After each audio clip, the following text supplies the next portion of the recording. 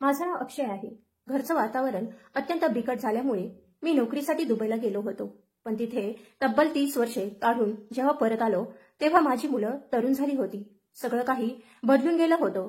मी घरी पोहोचलो तेव्हा आनंदाने सगळ्यांना सांगितलं की आता मी पुन्हा कधीच दुबईला जाणार नाही, कारण तुमच्यासोबत इथे राहणार आणि काहीतरी स्वतःचं काम सुरू करणार.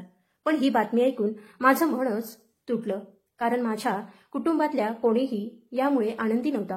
माझी पत्नी निशा आणि माझी मुलं माझ्याशी आता अगदी परक्यासारखी वागू लागली होती. कोणी माझ्याशी नीट बोलत नव्हतं. मी प्रयत्न केला, पण त्या सगळ्यांमध्ये आता माझ्यासाठी जागाच उरली नव्हती. थोड्याच दिवसांनी माझी बहीण सोनालीनं आपल्या घरी एक मोठा कार्यक्रम ठेवला होता. तिनं आमच्याही कुटुंबाला निमंत्रण दिलं होतं. निशा आणि मुलं सगळे खूप सुंदरपणे तयार होऊन गेले. पण तिथं पोहोचल्यावर जे झालं त्यानं त्यांचे पाय तळापासून हलले. माझ्या बहिणीनं सगळ्यांसमोर सांगितलं की आज आमच्या घरात एक खास सोहळा आहे. संपूर्ण वाडा सजलेला होता. चविष्ट पदार्थांचा सुगंध दरवळत होता. नातेवाईक आणि शेजारी सगळे जमले होते. मी स्टेजवर गेलो आणि मायक्रोफोन हातात घेतला. माझी पत्नी निशा आणि मुलं थिजल्यासारखी माझ्याकडे पाहत होती. मी ज्या गोष्टीची घोषणा केली ती ऐकून निशा बेहोश पडली आणि सगळे रडू लागले. मी बोलू लागलो, मी एका सामान्य मध्यमवर्गीय कुटुंबातून आलो आहे. आमचं घर छोटं होतं, पण माया मोठी होती. आमचं कुटुंब म्हणजे मी, माझी आई आणि माझी एक मोठी बहीण सोनाली. ती माझ्यावर जशी आईसारखी प्रेम करायची. माझ्या प्रत्येक लहान मोठ्या आनंदाचं ती काळजीपूर्वक भान ठेवायची. माझ्यासाठी ती स्वतःच्या हाताने कपडे शिवायची, स्वयंपाक करायची आणि जर आईनं काही दिलं तर ती हसत म्हणायची, आई हे मला नको, तू हे अक्षयला दे, त्याला जास्त आनंद होईल. सोनाली माझ्यासाठी केवळ बहीण नव्हती, ती माझं संपूर्ण जग होती. ती माझं लहानपणापासून ते तरुणपणापर्यंत अगदी आईसारखं रक्षण करायची. नंतर तिच्यासाठी एक लग्नाचा प्रस्ताव आला. आईला तो फार आवडला, पण मला वाटत होतं की हा संसार तिच्यासाठी योग्य नाही. त्या घरातले आर्थिक आणि आरोग्याचे प्रश्न मला ठाऊक होते. तरीही आई म्हणाली, हे मोठ्यांचं प्रकरण आहे, तुला यात पडायचं नाही. मी गप्प राहिलो आणि सोनालीचं लग्न झालं. पण माझ्या मनात भीती होती आणि ती खरी ठरली. तिचं आयुष्य सासरी अत्यंत कठीण गेलं. पती आजारी, उत्पन्न कमी आणि जबाबदाऱ्या जास्त. तरीही ती तिच्या मुलांसाठी जगत राहिली. लग्नानंतर एका वर्षातच तिनं मुलाला जन्म दिला आणि लवकरच दुसऱ्याचं आगमन झालं. तिचं आयुष्य एका संघर्षातच गेलं. मी आजही तिच्या त्यागाची आणि प्रेमाची आठवण ठेवून जगतो. आणि आज या समारंभात सगळ्यांसमोर मी जाहीर केलं की मी माझी बहीण सोनालीच्या नावानं एक ट्रस्ट स्थापन करतो, सोनाली सेवा ट्रस्ट, जो गरीब बहिणी आणि विधवांसाठी काम करेल. हे ऐकून माझी पत्नी निशा आणि माझी मुलं रडू लागली. त्यांना समजलं की अक्षयनं फक्त पैसा नाही तर आपलं मन आणि आयुष्य आपल्या कुटुंबासाठी आणि बहिणीसाठी अर्पण केलं आहे. हळूहळू संपूर्ण घरात शांतता पसरली. सगळ्यांच्या डोळ्यात अश्रू होते. पण त्या दिवशी पहिल्यांदाच माझ्या घरात अभिमानाचे अश्रू झरले. माझी पत्नी निशा दिसायला अतिशय सुंदर होती आणि ती माझ्या आईची पसंती होती. लग्नानंतर थोड्याच दिवसांत घरखर्च झपाट्याने वाढू लागला. एका बाजूला निशाच्या इच्छा आकांक्षा होत्या आणि दुसऱ्या बाजूला आईच्या औषधांचा खर्च. माझी बहीण सोनालीच्या घरची परिस्थिती मला चांगली ठाऊक होती, म्हणून मी तिच्या आणि तिच्या मुलांच्या गरजा लक्षात घेऊन काही ना काही वस्तू तिच्या सासरी पोहोचवत असे. थोडक्यात सांगायचं तर घराची सगळी जबाबदारी आता माझ्या खांद्यावर आली होती. एक दिवस माझ्या एका ओळखीच्या माणसानं मला सांगितलं, अक्षय तू खूप त्रासात दिसतोस. इथे तुझी कमाई फारशी नाही. दुबईला का जात नाहीस? तिथे चांगले पैसे मिळतात. सुरुवातीला मी त्याच्या बोलण्याकडे फारसं लक्ष दिलं नाही, कारण मला माझ्या कुटुंबापासून दूर राहायचं नव्हतं. अजून तर लग्नालाही काहीच दिवस झाले होते. माझ्या मनात एकच विचार होता, निशा काय विचार करेल? लग्न होताच नवरा तिला सोडून चाललाय. त्या रात्री मी जेवत बसलो होतो तेव्हा आई माझ्या शेजारी येऊन बसली. ती म्हणाली, बाळा महागाई खूप वाढली आहे, खर्च पण खूप आहेत. आता तुझं लग्न झालंय, पुढे मुलं होतील, मग घर कसं चालवशील? माझं म्हणणं ऐक, कामासाठी बाहेर जा. मी लगेच म्हणालो, नाही आई, मी तुम्हा सगळ्यांना सोडून कुठे जाणार नाही. जशी कमाई होते त्यातच निभावून नेऊ. पण दुसऱ्या दिवशी निशानं जे सांगितलं त्यानं माझं अंतर्बाह्य हादरवलं. ती म्हणाली, अक्षय, आईचं म्हणणं बरोबर आहे. तुम्ही बाहेर जाल, चांगली कमाई कराल, तर आपल्या सगळ्या अडचणी मिटतील. मी आश्चर्याने विचारलं, मला वाटलं होतं की तू मला कधीच जाण्यास सांगणार नाहीस, पण तू स्वतः मला दूर जाण्यास सांगतेस. तुला माझी काळजी नाही का? प्रेम नाही का? ती शांत पण ठाम आवाजात म्हणाली, आपलं लग्न प्रेमाचं नव्हतं अक्षय. तू माझा नवरा आहेस आणि तुझं कर्तव्य आहे की तू माझ्यासाठी आणि आपल्या होणाऱ्या मुलांसाठी चांगलं जीवन निर्माण करावंस. जसं तू इथे राहून कमावतोस त्यानं घर चालेल कदाचित, पण सुख मिळणार नाही. मला तुझ्या प्रगतीत अडथळा व्हायचं नाही. मी हसत म्हणालो, कधीतरी असं म्हणशील की तू माझ्याशिवाय राहू शकत नाहीस. असं ऐकलं असतं तर माझं मन जिंकलंच असतंस. ती शांतपणे म्हणाली, मी त्या स्त्रियांपैकी नाही ज्या भावनांवर निर्णय घेतात. मी सत्य बोलते आणि योग्य वाटतं तेच करते. त्या क्षणी तिच्या डोळ्यात काहीतरी कठोर ठरवलेपण दिसलं. एक क्षणभर मला जाणवलं, बहुतेक माझ्या जाण्यानंच तिला शांतता मिळेल. 2 महिने तयारी चालली. जाण्याचा दिवस जवळ आला. निघण्याआधी मी माझी बहीण सोनालीच्या घरी गेलो. ती मला पाहताच चिंतेने विचारू लागली, काय झालं अक्षय? चेहरा एवढा उतरलाय? मी हळू आवाजात म्हणालो, दीदी, मी दुबईला जातोय. ती दचकली, असं अचानक?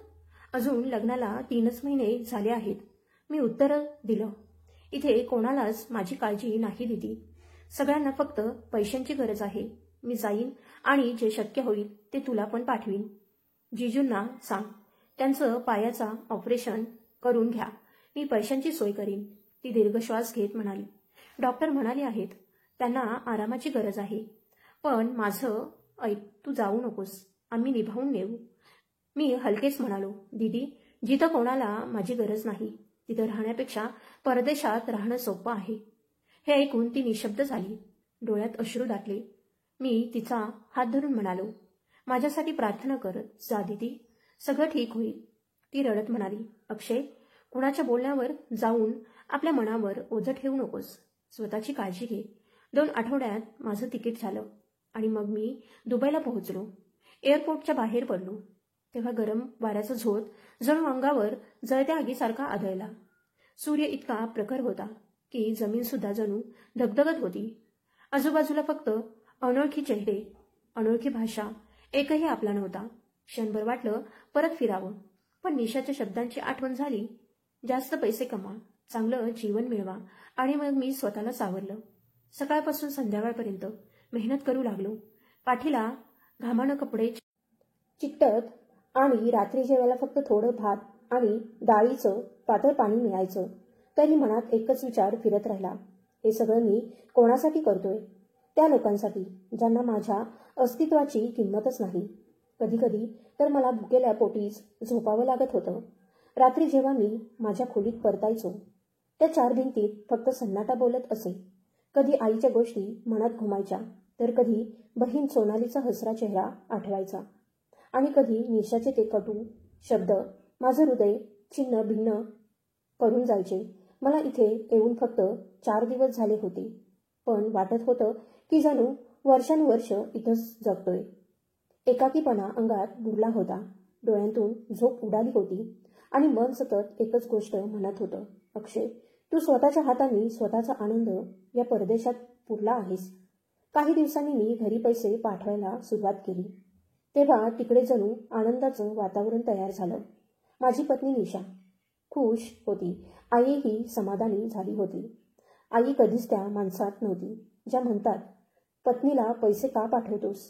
ती नेहमी म्हणायची, बाळा, बायको सुखी असेल तर तूही सुखी राहशील. ती तुझ्या घराची इज्जत आहे, तिला सन्मान दे. मी आईच्या शब्दांचा आदर केला. निशासाठी मी वेगळे पैसे पाठवत असे आणि माझी बहिणी सोनालीसाठी सुद्धा काही रक्कम ठेवत असे.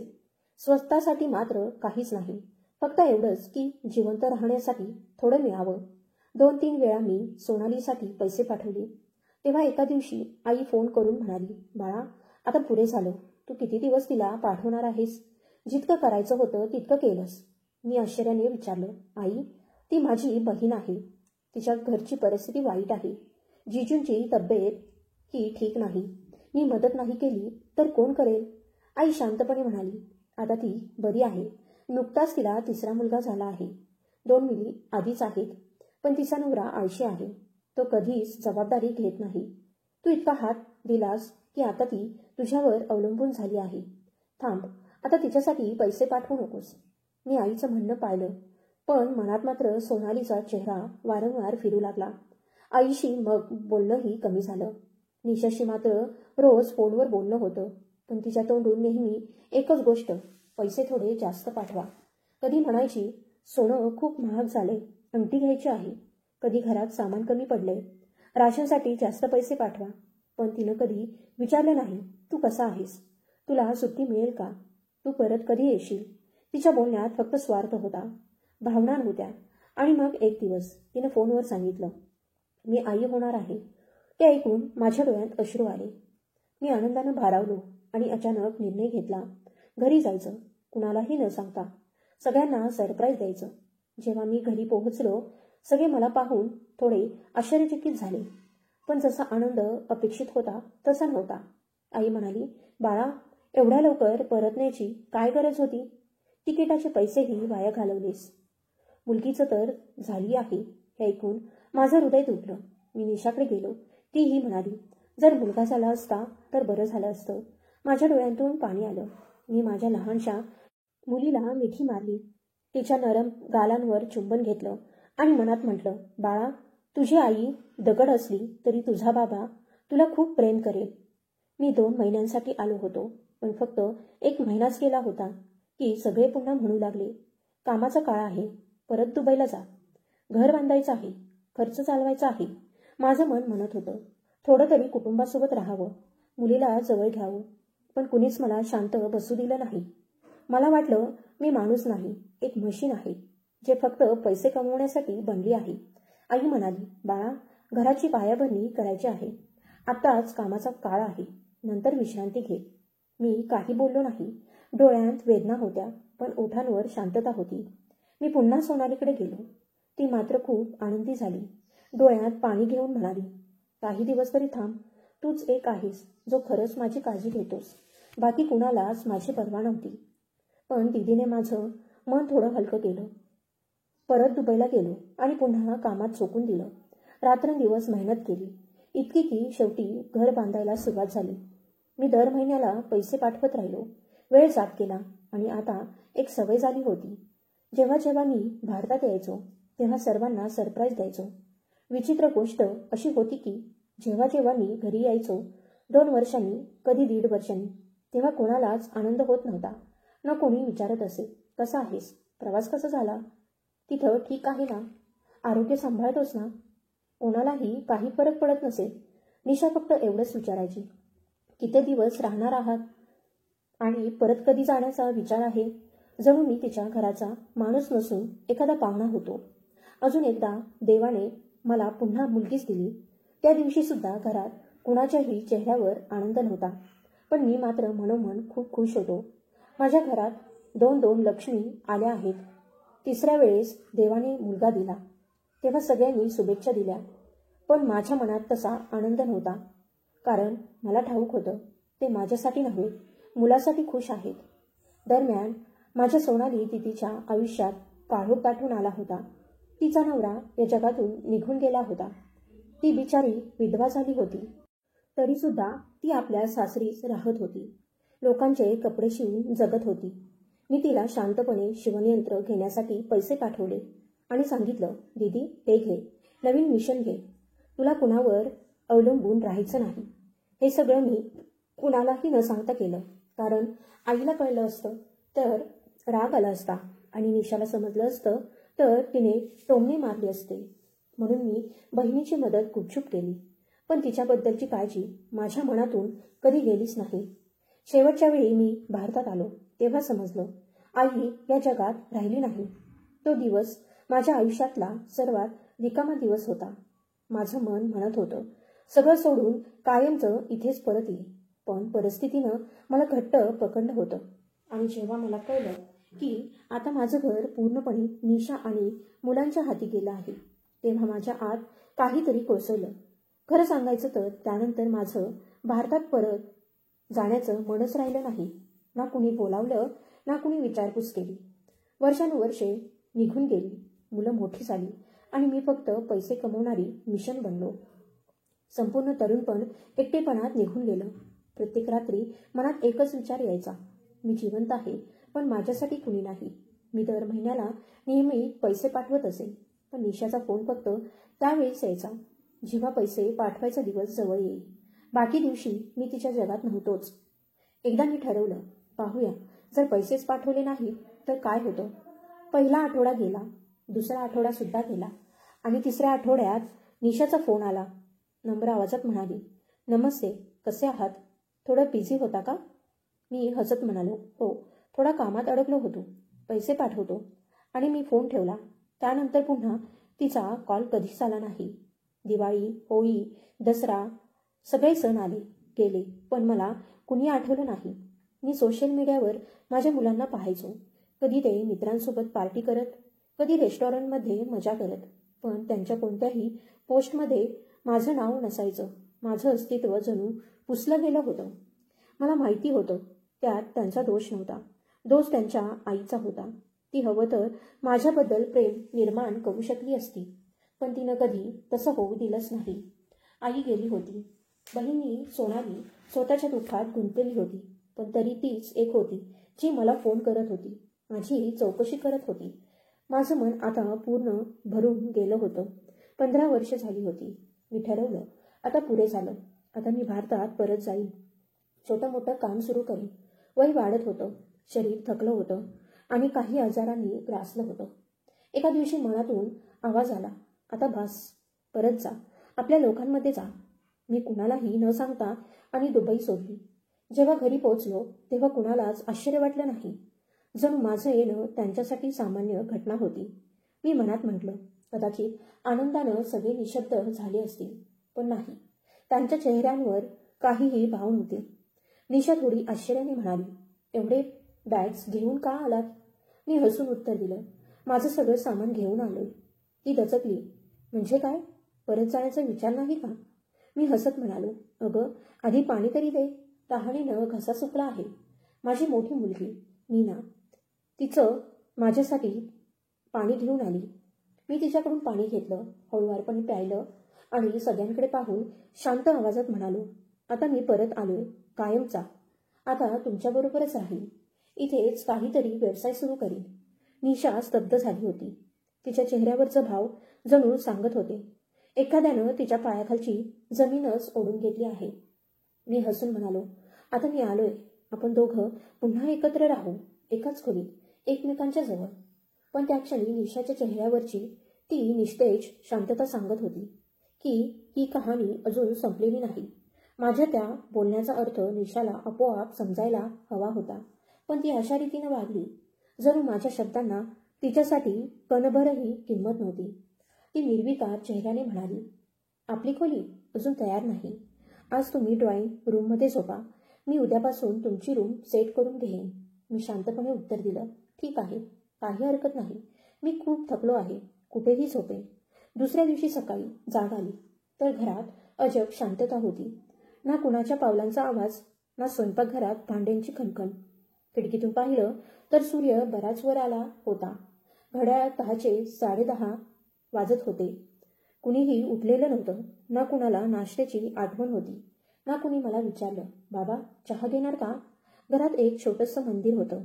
तिथं गेलो तर चहूबाजूंनी धुळीचे थर आणि कोळ्याचे जाळे. जणू महिन्यांपासून तिथं कोणी गेलं नव्हतं. मी स्वतः झाडलं, पुसलं, देवाला पाणी अर्पण केलं आणि त्या क्षणी माझं मन कसंतरी झालं. हेच ते घर आहे का जिथं सकाळची सुरुवात स्नान, सूर्यनमस्कार आणि आरतीने व्हायची? मनात एक खोल वेदना उठली. या घरात आता देवाचा दिवा विझला होता. माझी मोठी मुलगी मीना, ती तरी थोडी सुसंस्कृत वाटत होती. तिच्यात अजून थोडीशी मर्यादा बाकी होती. पण छोटी मुलगी, तिचा वावर, तिचं बोलणं, तिच्या कपड्यांचा अंदाज, सगळं पाहून मला लाज वाटायची.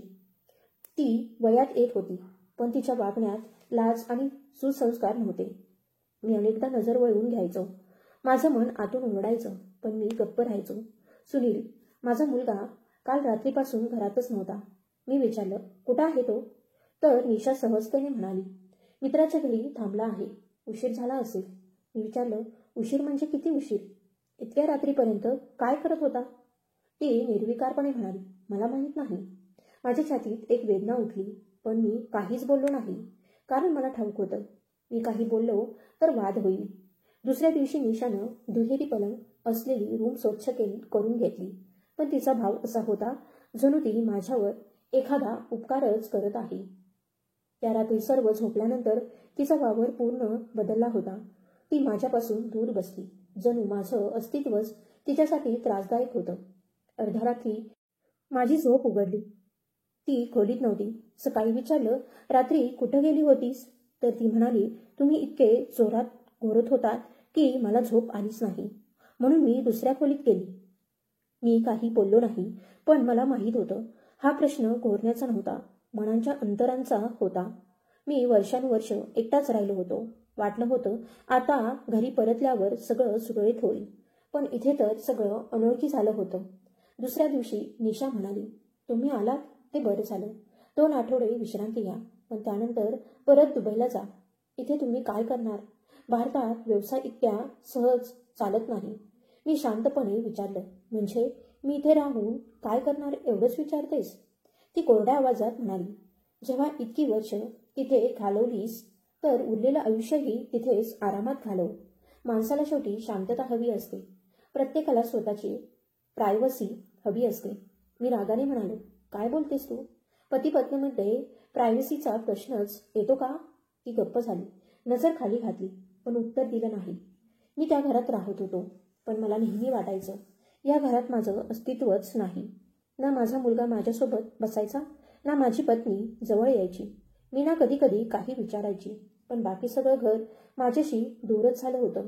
मी कधी अंगणात एकटाच बसायचो, कधी घराच्या भोवती फिरत राहायचो आणि विचार करत राहायचो, हेच का ते घर ज्यासाठी मी माझं तारुण्य, माझी प्रत्येक श्वासांची कमाई अर्पण केली होती? आज त्या घरात माझ्यासाठी एक कोपरा सुद्धा उरलेला होता. एक संध्याकाळी माझी धाकटी मुलगी तयार होत होती. सुंदर कपडे घालून बाहेर जाण्यास निघाली होती. वेळ बरीच झाली होती. सूर्य मावळत होता. रात्रीचा अंधार दाटू लागला होता. मी विचारलं, बाळा, यावेळेला कुठं चालली आहेस?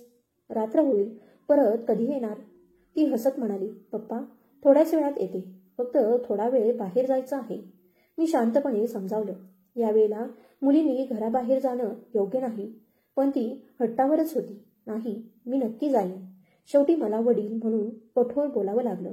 आता बस, काही वाद नको, आज जा, कुठेही जाणार नाहीस. ती वळून गेली, पण चेहऱ्यावरचा राग स्पष्ट दिसत होता. थोड्याच वेळात निशा बाहेर आली.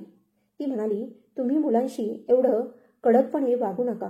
ते मोठे होत आहेत, त्यांना समजावून सांगावं लागतं. मी रागाने उत्तर दिलं, मोठे होत आहेत म्हणून काय आवरायचं नाही का? आई, आजचं दुर्लक्ष उद्याचं पश्चाताप बनतं. तू त्यांना संस्कार दिलेच नाहीस. ना देवभक्ती, ना प्रार्थना, फक्त फिरणं, कपडे आणि फोन. मी विचारलं, आपल्या घरातल्या देवघरात आईची ती चांदीची पूजा थाळी कुठे गेली? मंदिरात काहीच नाही दिसत. धूळ आणि जाळी एवढंच उरलं आहे. निशा थंड आवाजात म्हणाली, आजकाल कोणाला इतका वेळ असतो का? जबरदस्तीने पूजा करता येत नाही. मी गप्प राहिलो, पण मनात ठरलं, माझ्या मुलांना या बाईनंच बिघडवलं आहे. निशाचं वागणं दिवसेंदिवस बदलत होतं. ती माझ्याशी फारच दूरवरून बोलायची. नेहमी काही ना काही कारणे तयार असायची. कधी म्हणायची, तुमचं घोरणे खूप मोठे आहेत. कधी म्हणायची, तुम्ही आल्यानंतर खोलीत वास येतो. त्या शब्दांत ना प्रेम होतं, ना ममता, ना आपलेपणा. आता मला स्पष्ट दिसत होतं, ती माझ्या उपस्थितीनेच अस्वस्थ होते.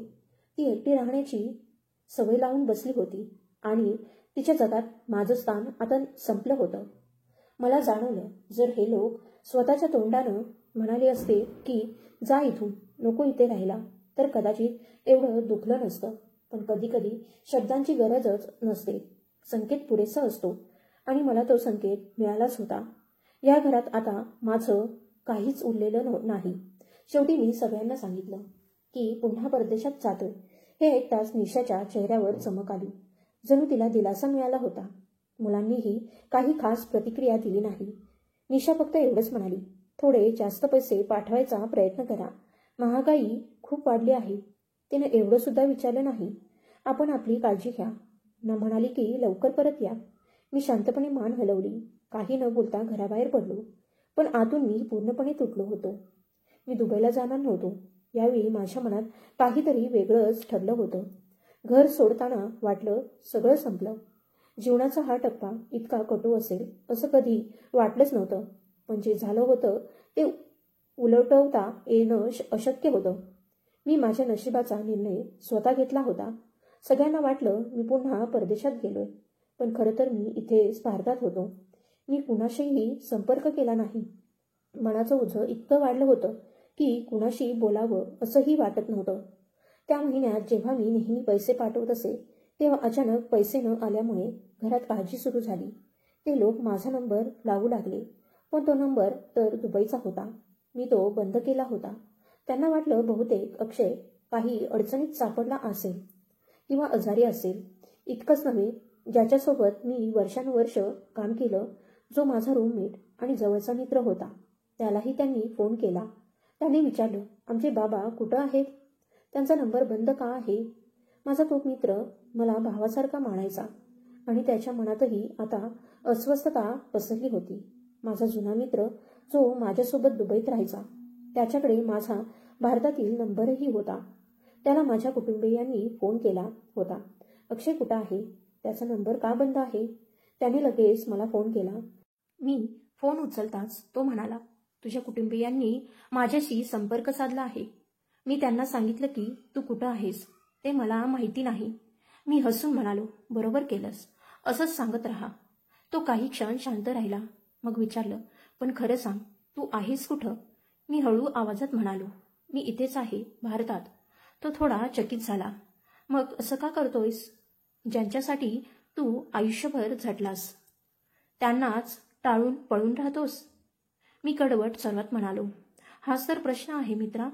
ज्यांच्यासाठी माझं आयुष्य घालवलं तेच लोक माझ्या अस्तित्वाची किंमत समजू शकले नाहीत. मी त्यांना सन्मान दिला, त्यांनीच मला परका केलं. तो शांतपणे म्हणाला, ठीक आहे, पण जे काही करशील विचार करून कर. असं काही करू नकोस की स्वतःलाच पश्चाताप व्हावा.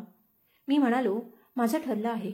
आता मी जे काही करीन ते स्वतःसाठी करीन. आता कोणाशी काही तक्रार नाही, ना कुणाबद्दल अपेक्षा. काही दिवसांनी मी माझ्या सोनाली दीदीच्या घरी गेलो. ती मला पाहून आनंदाने रडू लागली. तिच्या मुली मोठ्या झाल्या होत्या. त्यांनी माझ्या समोर येऊन आदराने पायांवर हात ठेवला, आशीर्वाद मागितला आणि लगेच पाण्याचा ग्लास आणला. त्यांच्या चेहऱ्यावर जरी थकव्याचं आणि दारिद्र्याचं सावट होतं, तरी त्यांच्या नजरेत निर्मळ प्रेम होतं. त्यांच्याकडे जास्त काही नव्हतं, पण जे थोडं होतं ते त्यांनी मनापासून माझ्या पुढे ठेवलं. त्यांच्या डोळ्यात खरं स्नेह दिसत होतं. मामा, तुम्ही आमच्या घरी आलात, ही आमच्यासाठी मोठी गोष्ट आहे, त्या म्हणाल्या. त्यांचे शब्द ऐकून माझं हृदय वितळलं. सोनाली मला पाहून खूप आनंदी झाली होती. तिनं एक क्षणासाठीही मला दोष दिला नाही की भाऊ तू आम्हाला विसरलास. तेव्हा तिच्या मुली मात्र वारंवार म्हणत होत्या, मामा, आम्ही तुम्हाला कधीच विसरलो नाही. आई नेहमी तुमचाच उल्लेख करत असे. सोनाली हसून म्हणाली, तू जेव्हा मला पैसे पाठवलेस त्याच पैशांतून मी जी शिवणयंत्र घेतली होती त्यावर आजही माझं घर चालतंय. हे ऐकून माझ्या डोळ्यांतून अश्रू उकळले.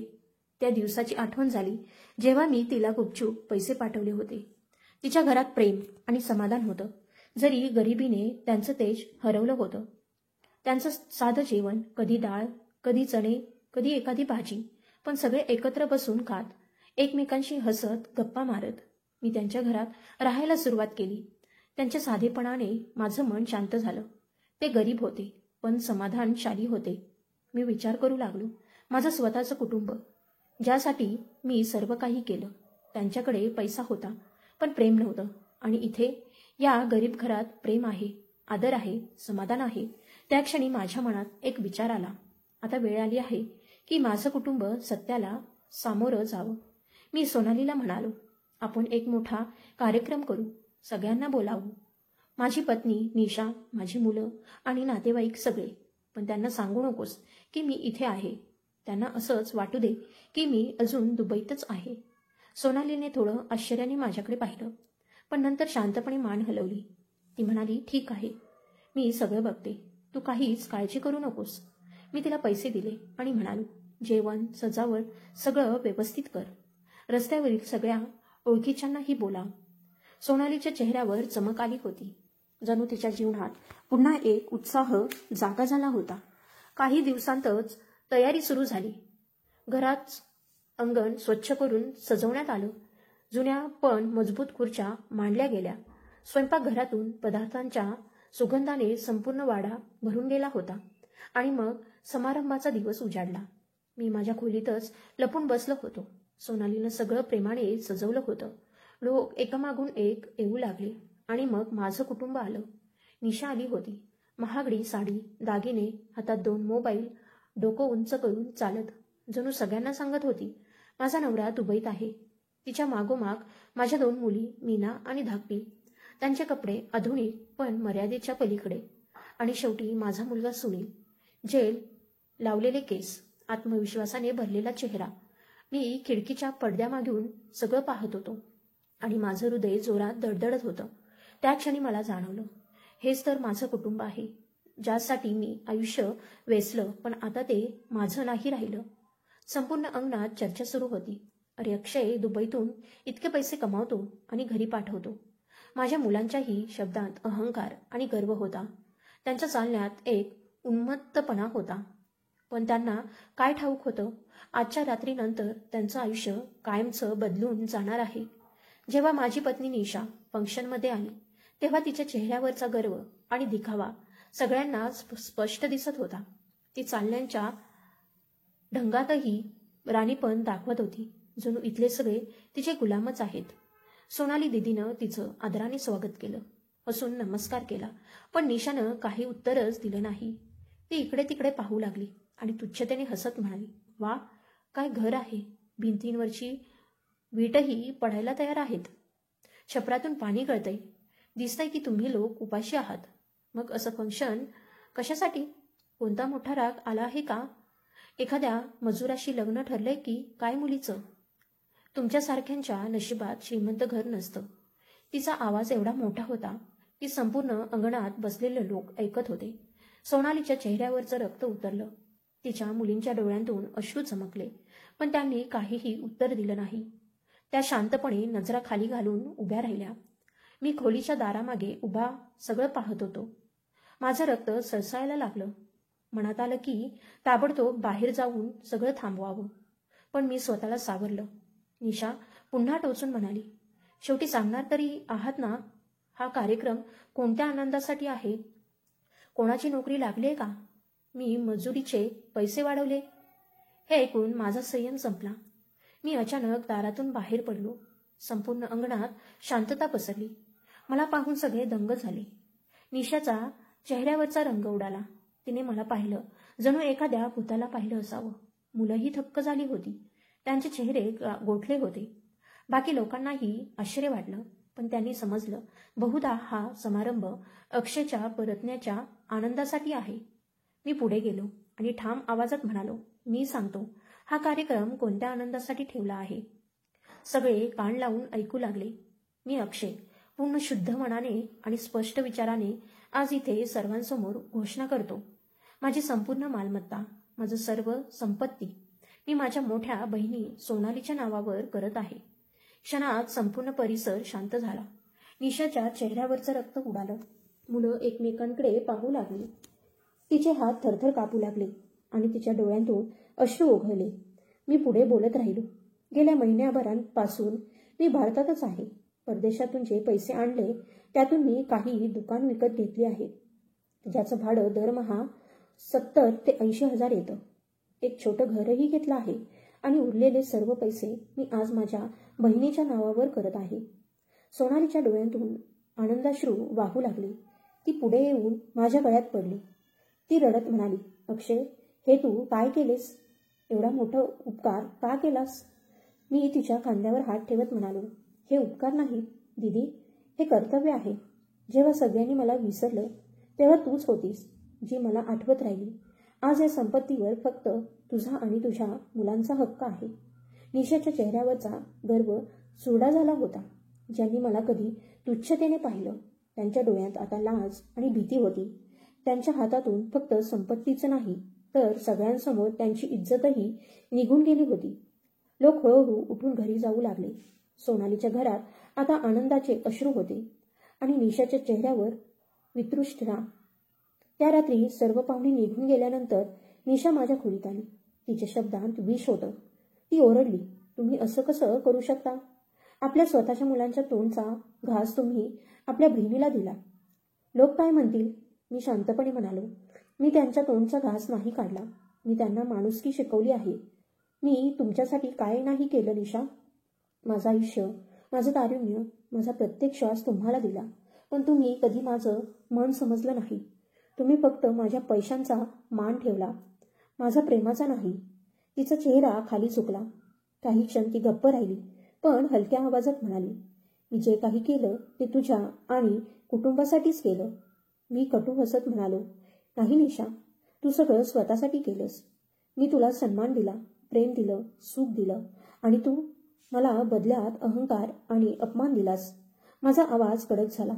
आज जेव्हा मी तुला तुझं खरं रूप दाखवलं तेव्हा तुला त्रास झाला. पण हेच सत्य आहे. तू माझ्यासोबत राहू इच्छित नाहीस आणि मी आता तुझा कैदी राहू शकत नाही. म्हणून जर तुला हवं असेल मी तुला घटस्फोट देईन. ती निशब्द उभी राहिली.